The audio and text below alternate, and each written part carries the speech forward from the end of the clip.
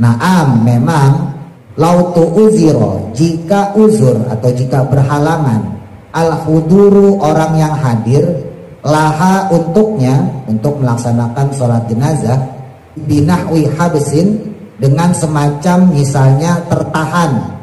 Dia satu tempat tapi dia di dalam penjara, nggak bisa keluar. Au maradin, atau sakit. Jazat, maka boleh alias sah, hina izin di dalam hal ini, dalam kasus tersebut, alal aujahi, menurut beberapa qaul yang lainnya. Nah, jadi untuk sholat gaib, posisi jenazah harus berada di luar daerah kita. Jadi misalnya ada tetangga kita meninggal, terus kita sholat gaib, nggak sah, ya. Itu tetangga males, berarti nggak mau sholatin jenazah. Lah di sini yang diperbolehkan sholat gaib yaitu orang yang di luar balad. Untuk niatnya, kalau jenazahnya hadir, maka usolli ala hadal mayiti, jenazahnya ada di depan kita. Tapi kalau jenazahnya gaib, maka kita sebutin namanya. Misal jenazahnya laki-laki, misalnya namanya Tukijo. Nah, maka kita ganti itu pakai nama. Usolli alal mayyiti Tukijo, karena laki-laki ya, maka pakainya mayyiti. Arba'at takbiratin fardhu kifayatin mustaqbilal kiblati lillahi ta'ala. Kalau jenazahnya lakukan. Jadi sampai dikubur jenazah kok baru disolatin, maksudnya begitu. Nah, yang kayak begitu balias kutu, maka bahkan gugurlah al-fardu, kefarduannya, disolati dengan solat alal qabri, yang berada di atas kuburan. Artinya hukum fardu kifayahnya gugur, satu kampung dosa. Ini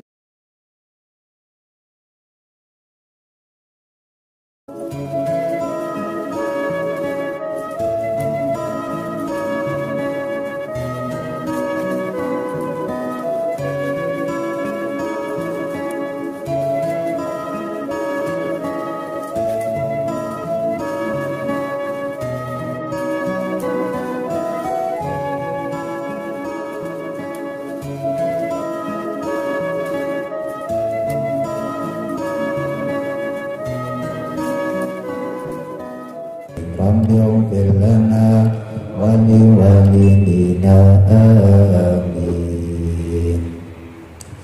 Kita lanjutkan kembali, masih tentang sholat jenazah. Bismillahirrahmanirrahim. Qala musannifu rahimahullahu ta'ala wa nafa'ana bihi wa bi barakati ulumihi fi daraini amin.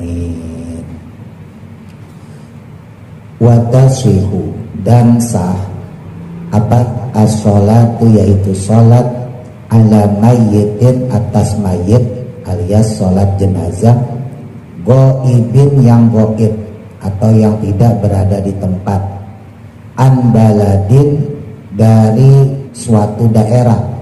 Ini balad ini memang secara bahasa yang kemarin kita bahas, pendapat ulama khilafiyah ya. Cuman kalau versi yang sempat kita bahas kemarin, yang disebut dengan balad, setidaknya ada 3 kategori yang terpenuhi. Yaitu yang pertama, adanya hakim atau adanya pengadilan, gampangnya gitu ya.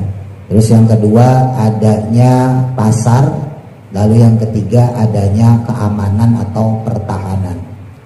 Ya mungkin kalau di kita bisa disebut balad itu adalah kecamatan, karena dalam lingkup kecamatan biasanya 3 komponen tadi ada. Ya, ada pengadilannya, ada hakimnya. Hakim dalam hal ini KUA ya, kantor urusan agama. Terus yang kedua adanya pasar. Terus juga yang ketiga ada polisinya, ada pertahanan dan keamanan. Tapi kalau untuk kelurahan belum bisa disebut dengan balad. Biayakuna, dengan adanya al-mayyitu, si mayit, bimahalin, pada tempat, baidin, yang jauh, anil baladi, dari suatu balad, bihaitsu la yunsabu, yang sekiranya tidak bisa disandarkan ilaiha, kepadanya, urfan, secara uruf. Akhdan, adapun pengambilan, maksudnya pendapat ini, yaitu sholat goib baru boleh dilakukan kalau di luar balad, yaitu min qauliz Zarkasyi, diambil dari kaulnya atau fatwanya Imam Az-Zarkasyi. Inna kharijas suri, maka sesungguhnya tempat luar perbatasan sur ya, yang kemarin kita bahas juga tentang sholat jamak, al-qariba yang masih dekat, minhu darinya. Kalau ada perbatasan kok masuk dari daerah tersebut, ya maka kadakhiluhu, dihukumi seperti masuk atau yang berada di dalamnya. La ala ghaibin, tidak sah sholat goib, ya, sholat jenazah sekali lagi ya, yang dimaksud an majlisihi, dari tempatnya, dari majlisnya, fiha yang berada di dalamnya atau yang ada di dalam balad. Wa in kaburat, walaupun luas balad tadi, ya tempat tadi atau daerah tadi. Naam, memang lautu uziro, jika uzur atau jika berhalangan, al huduru orang yang hadir, laha untuknya, untuk melaksanakan sholat jenazah, binahwi habsin, dengan semacam misalnya tertahan, misalnya terpenjara gitu ya. Dia satu tempat tapi dia di dalam penjara, nggak bisa keluar, atau mungkin macet ya, jadi nggak sempet sholat jenazah. Au maradin, atau sakit, jazat, maka boleh alias sah, hina izin, di dalam hal ini, dalam kasus tersebut, alal aujahi, menurut beberapa qaul yang lainnya. Nah jadi untuk sholat jenazah itu kan kemarin sempat kita bahas nadir ya, yang ada pada tempatnya. Nah untuk sholat gaib, posisi jenazah harus berada di luar daerah kita. Jadi misalnya ada tetangga kita meninggal, terus kita sholat gaib, nggak sah ya, itu tetangga males, berarti nggak mau sholatin jenazah. Lah di sini yang diperbolehkan sholat gaib yaitu orang yang di luar balad. Ada orang misalnya gitu ya, tetangga kita atau saudara kita tinggalnya di Pulau Gadung, kita dengar bahwa dia meninggal dan kita belum sempat untuk datang ke sana ngelayat ya, mungkin kita ada di mana gitu ya. Nah maka diperbolehkan buat kita sholat gaib.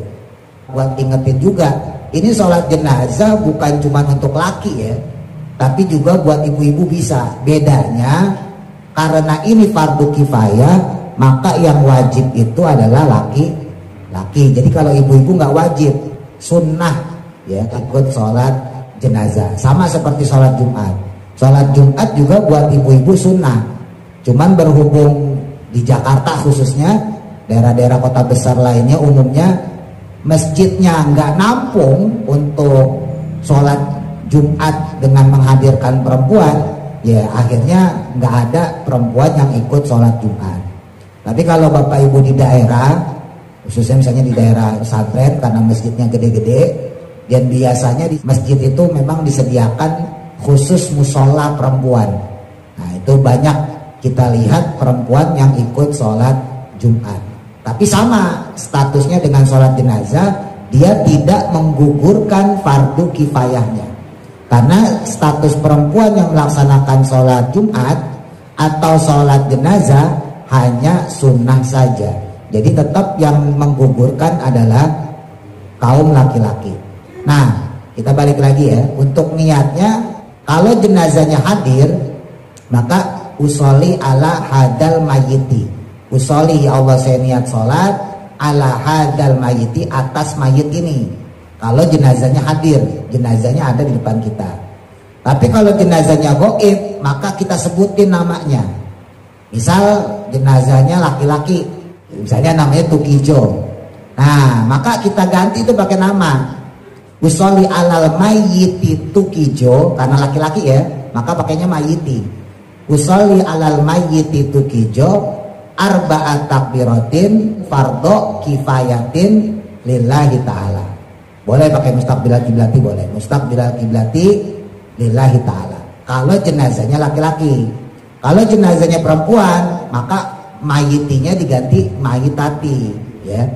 Usolli ala mayitati tuqim arba'at takbiratin fardhu kifayatin lillahi ta'ala.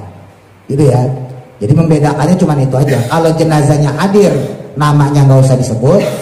Usolli ala hadal mayiti. Kalau perempuan usolli ala hadihil mayitati, itu langsung arba'at takbiratin fardhu kifayatin.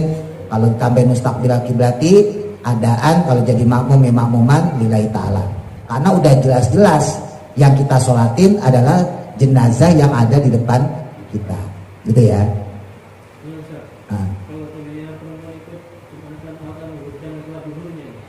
Sebetulnya statusnya gugur sholat zuhurnya, karena ini ada dua pendapat. Pendapat yang pertama, sholat Jumat sudah termasuk sholat zuhur, sebagaimana kaum laki-laki tidak perlu lagi sholat zuhur. Tapi ada beberapa qaul ulama, berhubung perempuan itu tidak termasuk wajibnya Jumat, maka harus diiadah dengan sholat zuhur. Tapi kalau saya pribadi lebih condong sama pendapat yang bahwa sholat Jumat itu sudah menggugurkan sholat zuhur, sebagaimana kaum laki-laki tidak perlu lagi sholat zuhur, gitu ya. Karena pendapat yang pertama secara hukum fikihnya memang lebih kuat, gitu ya. Nah, balik lagi nih, jadi sholat jenazah itu harus posisinya yang ada di luar balad, ya. Tadi saya contohin, misalnya kita punya tetangga atau saudara tinggalnya misalnya di Pulau Gadung, atau yang jauh sekalian lah di Bekasi, gitu ya. Nah, itu diperbolehkan. Atau ada uzur yang memperbolehkan kita sholat goib.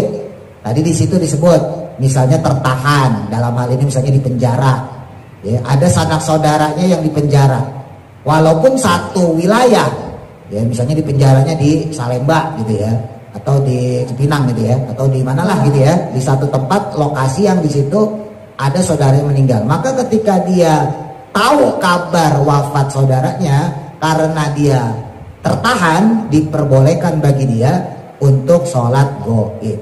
Termasuk tadi kalau andai kata ada orang yang sakit, andai kata ada orang sakit, dia nggak bisa menuju tempat saudaranya yang mungkin masih satu RT atau satu RW untuk melaksanakan sholat jenazah, maka diperbolehkan baginya untuk sholat goib. Watasihu dan sah sholat jenazah ala hadirin atas mayit yang hadir, mayit yang ada di depan kita maksudnya, madfunin yang sudah dikuburkan, walau ba'da lalaihi, walaupun setelah rusaknya dia, maksudnya si jenazah setelah dikubur, tapi goiro nabiyin, kecuali untuk nabi. Kalau nabi nggak boleh, kalau udah dikuburin terus kemudian disolati lagi nggak boleh, ya. Makanya ini dalil khususiyah, dalil khusus nabi. Tapi kalau orang lain, andai kata ada orang nih, kita nggak sempet nyolatin jenazah dia, sampai di kuburan udah terlanjur dikubur, masih boleh kita sholat dengan niat sholat hadir. Jadi niatnya bukan niat sholat goib. Misalnya tadi ya, yang meninggal laki-laki tukiman, berhubung kita sholat di depannya, kita boleh dengan niat sholat hadir. Usolli ala hadal mayiti.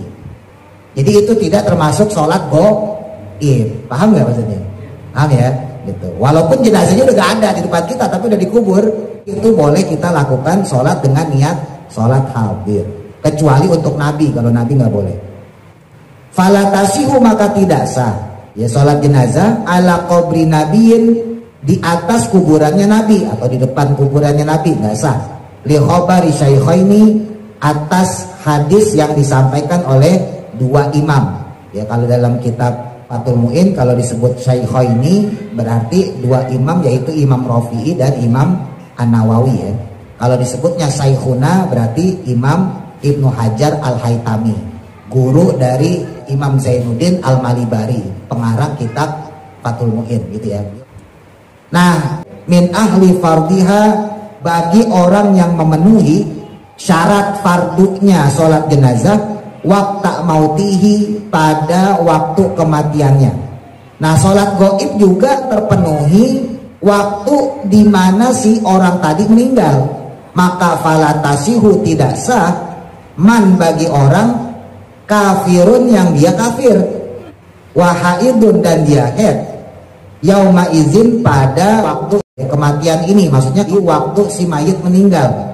Kaman balago, sebagaimana bagi orang yang dia balik, dia sudah keluar menstruasi kalau perempuan, kalau laki-laki berarti sudah keluar sperma. Au afaqo, atau sadar dari gilanya, ba'dal mauti, setelah kematian si jenazah yang mau disolatin. Walau qoblal ghusli, walaupun sebelum memandikannya. Kama iktadohu, sebagaimana yang menyebutkannya atau menghukuminya juga boleh. Kalamus syaikhaini, yaitu kalamnya kedua imam atau kedua guru kita, yaitu Imam An-Nawawi dan Imam Ar-Rafi'i. Ini masih sholat gaib Bapak Ibu. Sholat gaib berarti jenazahnya nggak ada ya. Ini Fathul Mu'in memberikan batasan sangat luas, yaitu ketika orang tersebut, kalau bahasa Jawanya itu menangin wafatnya dalam keadaan dia memang punya kewajiban untuk sholat jenazah. Kalau nggak dibatesin berapa lamanya sholat gaib, maka kita kan bisa aja setelah tahu ilmu ini, wah berarti sholat gaib orang meninggal walaupun kita nggak hadir di situ bisa. Ah, saya pengen sholat gaib untuk Sayyidina Abu Bakar. Wow. Kalau Nabi udah jelas nggak boleh ya. Wah, untuk Sayyidina Umar, mentang-mentang habis belajar kayak begini nih. Ya. Wah, saya pengen sholat gaib untuk Pak Karno, misalnya gitu. Nah kan belum pernah tuh kita sholat gaib kayak gitu. Nah ini dibatasi nih sama Fathul Mu'in, yaitu dimana setidaknya orang yang ketika dia berada dalam posisi meninggalnya si jenazah, dia dalam keadaan sudah balik.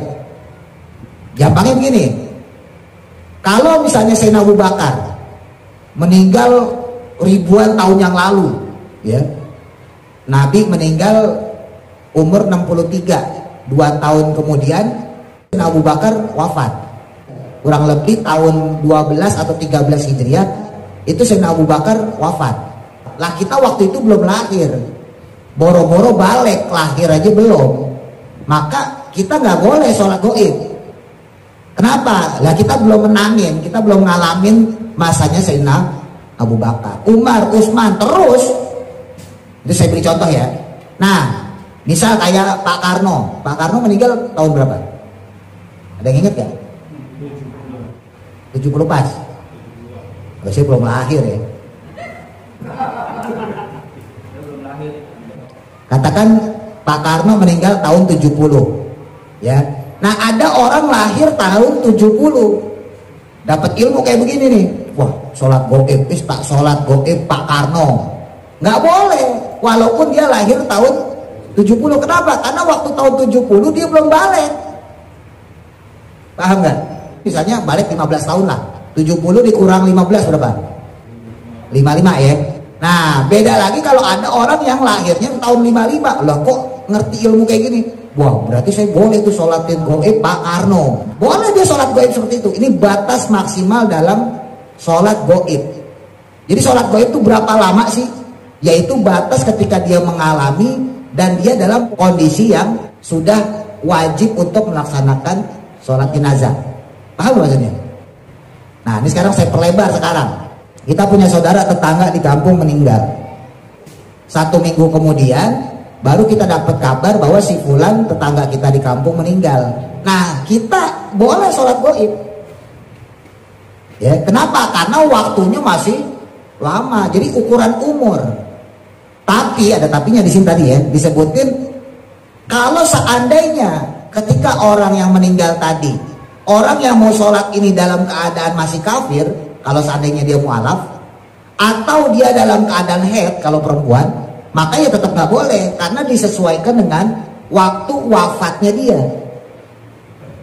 Jadi andai kata nih ada orang bulan kemarin, bulan April, bulan Zulqa'dah, dia masih kafir. Bulan Zulhijjah, bulan Mei masuk Islam. Nah dia dapat kabar kalau bulan kemarin di kampung saudari meninggal, maka dia nggak boleh sholat gaib. Kenapa? Karena waktu bulan kemarin statusnya masih kafir. Atau kalau perempuan, misalnya bulan kemarin pas meninggal itu dia posisinya dalam keadaan haid, bulan depannya dia tahu, maka dia nggak boleh sholat gaib. Nggak boleh, karena posisi waktu itu dia dalam keadaan haid. Paham nggak? Paham ya? Memang yang paling afdal yang terbaru. Kita baru dapat kabar 3 hari yang lalu. Kita baru dapat kabar seminggu yang lalu. Kita baru dapat kabar sebulan yang lalu. Nah itu afdal untuk melaksanakan sholat goib ya. Walaupun sunnah, kemarin udah kita bahas ya. Walaupun sunnah tapi pahalanya tetap pahala wajib. Maksudnya hukum melakukannya sunnah, tapi kalau kita melakukan maka kita dapat pahala wajib, mendapat pahala fardu kifayah. Jadi pahalanya nggak berkurang gitu loh. Tapi melakukannya sendiri hukumnya sudah tidak wajib karena sholat goib. Yang wajib itu kan sholat jenazah yang hadir, ya. Nah, gitu. Wasakoto dan gugur al fardu yaitu kefarduan fiha di dalamnya, di dalam sholat jenazah didakarin dengan satu laki-laki. Jadi sholat jenazah itu baru gugur kalau sudah dilakukan minimal satu laki-laki. Walau sobiyan, walaupun anak kecil, mumayizan yang sudah mumayiz. Ya, mumayiz itu sekitar 7 tahun ke atas, jadi belum balik. Ya.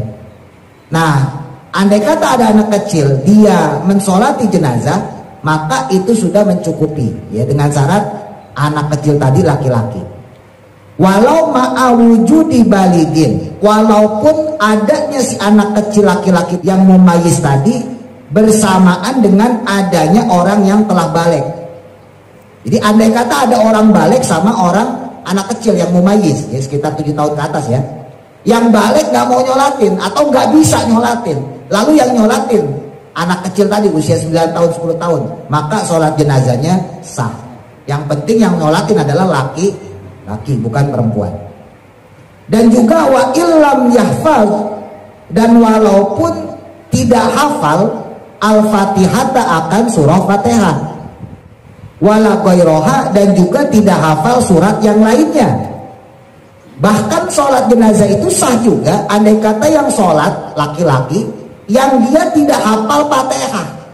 Ya walaupun ini kebangetan ya, bahkan orang mu'alaf aja biasanya dia udah hafal fatihah biasanya. Cuman seandainya ada orang kok dia belum hafal fatihah atau belum hafal surat yang lainnya.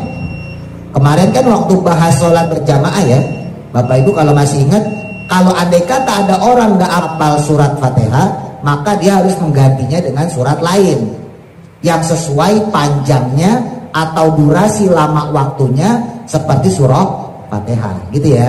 Itu kan kalau kita bahas pembahasan sholat jamaah yang kemarin. Jadi andai kata ada orang kok dia belum hafal Fatihah, Fatihah itu 7 ayat, ya. Sementara dia sudah hafal kulhu, ya udah baca aja kulhu 4 ayat, berarti dia baca 2 kali kulhu, gitu ya. Itu sudah menggugurkan kewajiban dia untuk membaca Fatihah. Buat yang tidak hafal Fatihah, kalau yang hafal ya tetap baca. Ini buat orang yang nggak hafal Fatihah. Nah, orang yang nggak hafal Fatihah ini pun bisa juga menggugurkan kewajiban untuk sholat jenazah, ya. Syaratnya di mana waqafa biqadriha, dia harus diam dengan sekira-kiranya bacaan Fatihah. Fatihah nggak hafal, surat lain nggak hafal, ya udah diem aja dah. Kira-kira lamanya bacaan Fatihah. Seandainya bacaan Fatihah katakan misalnya 40 detik gitu ya, maka diem aja dengan sekira-kira 40 detik, orang tersebut sudah menggugurkan kewajiban untuk sholat jenazah. Walau ma'awujudiman, walaupun bersamaan dengan adanya orang yahfizuha, yang mana dia hafal akan surah Fatihah. Nah, ya, walaupun dia bersama dengan orang yang hafal surah Fatihah. Maksudnya seperti tadi ya, ada orang yang hafal surah Fatihah tapi dia nggak mau nyolatin jenazah, lalu yang maju adalah orang yang dia nggak hafal Fatihah. Kalau dia diam sekira-kira lamanya bacaan Fatihah, maka sholat jenazahnya sah. La biunsa, tidak sah atau tidak gugur kewajiban sholat jenazah dengan perempuan, ma'awujudihi, bersamaan dengan adanya laki-laki. Nah, tapi kalau perempuan, walaupun dia balik, walaupun dia bacaan Fatihahnya bagus, selama masih ada laki-laki, enggak sah. Ini sekali lagi kalau buat yang dia nggak hafal Fatihah ya. Tapi kalau dia hafal Fatihah mah tetap dia harus membaca Fatihah. Nah, ini menyambung pembahasan yang kemarin. andai kata ada orang sholat jenazahnya masbuk, ya kan sholat jenazah itu kan setelah takbir masing-masing ada bacaan tuh, ya setelah takbir pertama baca surah Fatihah, setelah takbir kedua baca sholawat minimal Allahumma sholli ala Sayyidina Muhammad wa ala ali Sayyidina Muhammad, yang afdol yang Ibrahimiyah ya, kama sholaita ala Sayyidina Ibrahim dan seterusnya. Lalu kemudian takbir lagi yang ketiga Allahu Akbar, doa pertama Allahumma ighfir lahu warhamhu itu ya. Lalu takbir yang keempat doa tambahan Allahumma la tahrimna ajrohu. Walaupun andai kata itu gak dibaca lalu salam, seperti saudara-saudara kita di Muhammadiyah, setelah takbir keempat dia nggak baca doa lagi langsung salam, nah itu tetap sah. Karena yang wajib itu diantara 3 atau 4 tadi mendoakan si mayat. Nah andai kata ada orang masbuk, kemarin makanya dibahas ya, maka tetap bagi dia wajib membaca Fatihah. Jadi andai kata masbuk nih, lah orang kulino masbuk ya, jamaah masbuk sampai sholat jenazah masbuk ya, wudunya mungkin kelamaan gitu ya, imamnya udah takbir Allahu Akbar ya, pertama tuh baca Fatihah Bismillahirrahmanirrahim, terus takbir yang kedua Allahu Akbar, lah kita baru masuk masih menangin, masih ngalamin yang kedua Allahu Akbar, ya tetap kita baca Fatihah. Imamnya salam Assalamualaikum warahmatullah, kita takbir lagi nambah 1. Kenapa? Karena takbir dalam sholat jenazah itu sama seperti rukun dalam sholat. Beda sama sholat id. Kalau sholat id takbir tambahannya itu sunnah. Ya, takbir 7 kali, takbir tambahan pada rakaat pertama, atau takbir tambahan 5 kali pada rakaat kedua, itu sunnah. Jadi ada kata ada orang masbuk, ya masbuk datang pas ditakbir Allahu Akbar, imam udah selesai, dia nggak usah takbir sendiri, Allahu Akbar, Allahu Akbar, Allahu Akbar, nggak usah. Ya udah ikutin imam aja, dengerin bacaan Fatihah, karena sunnah hukumnya dalam takbir sholat id. Tapi kalau untuk sholat jenazah, takbir itu hukumnya wajib karena pengganti rokaat gitu. Jadi seakan-akan sholatnya itu 4 rokaat gitu ya, walaupun 4 takbir, jadi seakan-akan 4 rokaat. Maka ketika dia tinggalkan ya wajib ditambahin takbir lagi Allahu Akbar, lalu dia lanjutkan gitu. Nah makanya buat orang yang bisa baca Fatihah ya tetap dia baca Fatihah, nggak boleh enggak ya.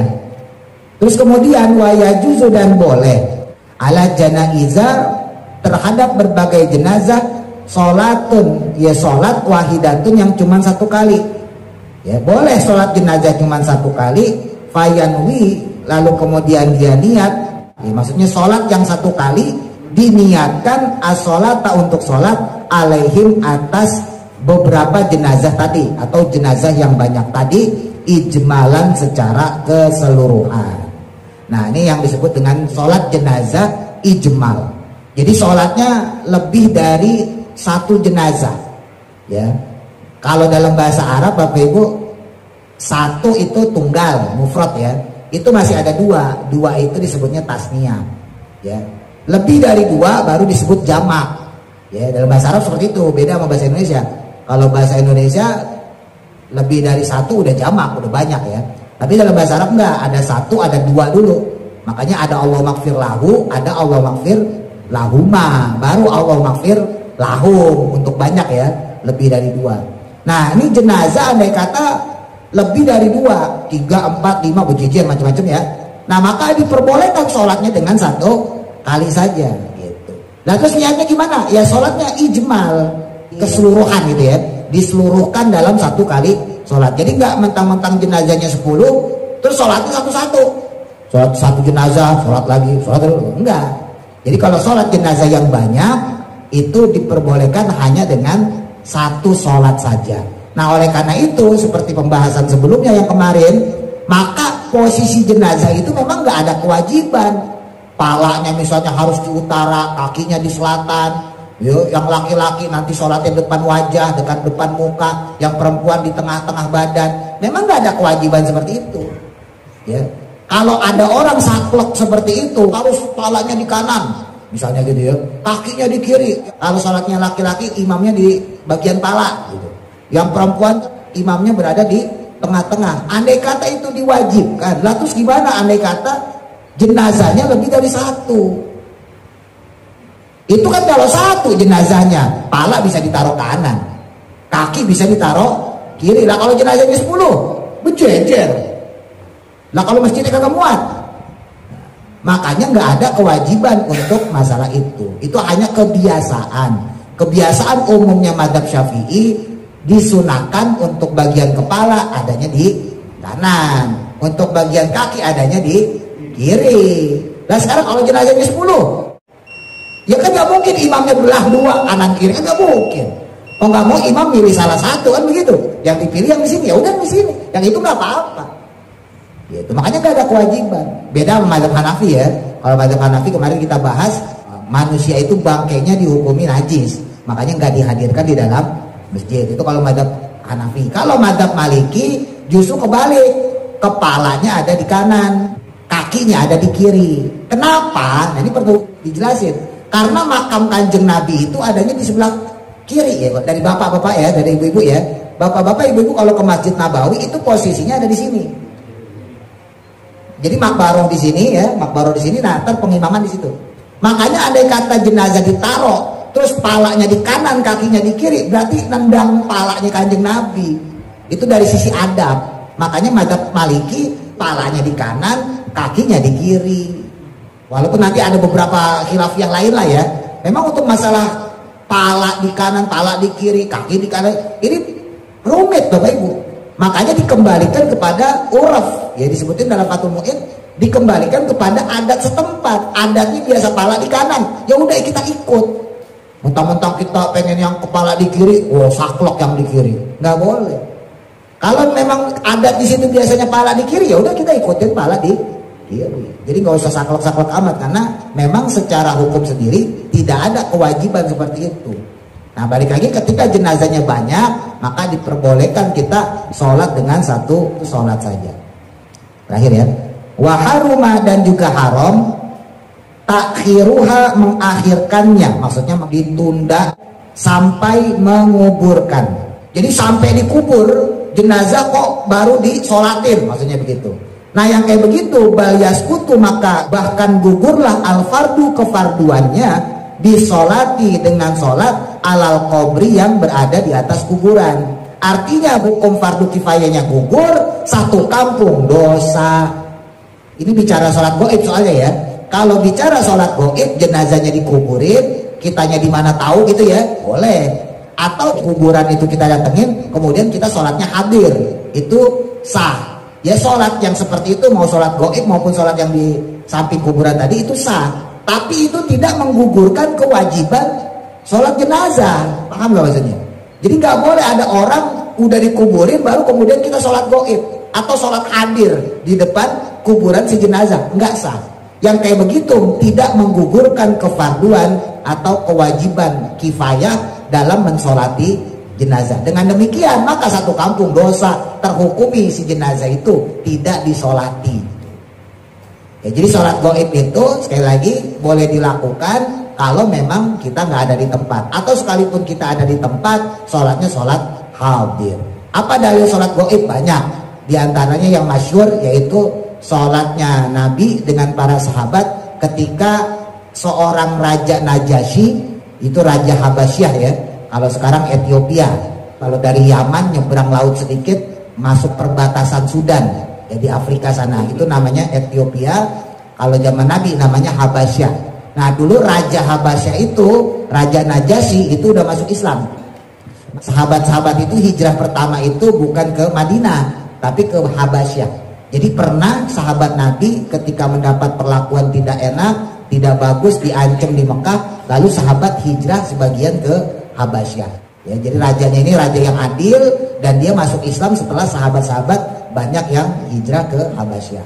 Nah, beberapa tahun kemudian, ya Nabi udah hijrah ke Madinah bersama sahabat, dapat kabar bahwa Raja Habasyah ini meninggal. Nabi nggak mungkin ke Habasyah, jauh Bapak Ibu. Ya, dari Arab ke Ethiopia sana kan jauh. Nah, akhirnya Nabi mengumpulkan para sahabat, kemudian melaksanakan sholat goib. Nah, jadi dalil yang paling kuat itu. Dalil yang lain banyak ya. Kemarin sempat saya singgung, ada bahasa kita apa, marbot ya, tukang bersih-bersih Masjid Nabawi, perempuan, dalam satu riwayat laki-laki, tapi yang kuat memang perempuan, namanya Ummu Mahjan. Itu biasa bersih-bersihin masjid, meninggal. Nah, ketika meninggal ditanya sama Rasulullah, mana nih perempuan yang biasa bersihin masjid? Kata para sahabat, udah meninggal ya Rasul. Nabi kaget, kenapa nggak ngasih tahu saya? Nah dipikir sama sahabat kagak penting, bang tukang bersih-bersih, ya kan? Nah makanya jangan anggap sepele tuh tukang bersih masjid, tukang bersih musola, ya. Nah, iya. Cuma jangan hilang sembarangan, kalau hilang takutnya sampai mati, ya. Ayo. Nah ini karena Ibnu Majah begitu. Iya, pas disamperin sama Rasulullah, oh saya nggak tahu ya Rasul, saya kira dia nggak penting. Oh itu orang penting, orang dia bersihin masjid. Udah anterin saya ke kuburan dia. Lalu diantarkanlah Rasulullah kemudian ke kuburannya Ummu Mahjan tadi. Lalu kemudian sholat beliau di atas kuburan tadi. Itu salah satu dalil daripada sholat gaib. Jadi gak usah khawatir ya untuk masalah dalil. Wa tahrumus sholat, dan haramnya sholat jenazah alal kafirin, insyaallah kita bahas pertemuan selanjutnya. Wallahu a'lam, mudah-mudahan manfaat. Al-Fatihah. A'udzu billahi minasy syaithanir rajim. Bismillahirrahmanirrahim. Alhamdulillahi rabbil alamin. Ar-Rahmanir Rahim.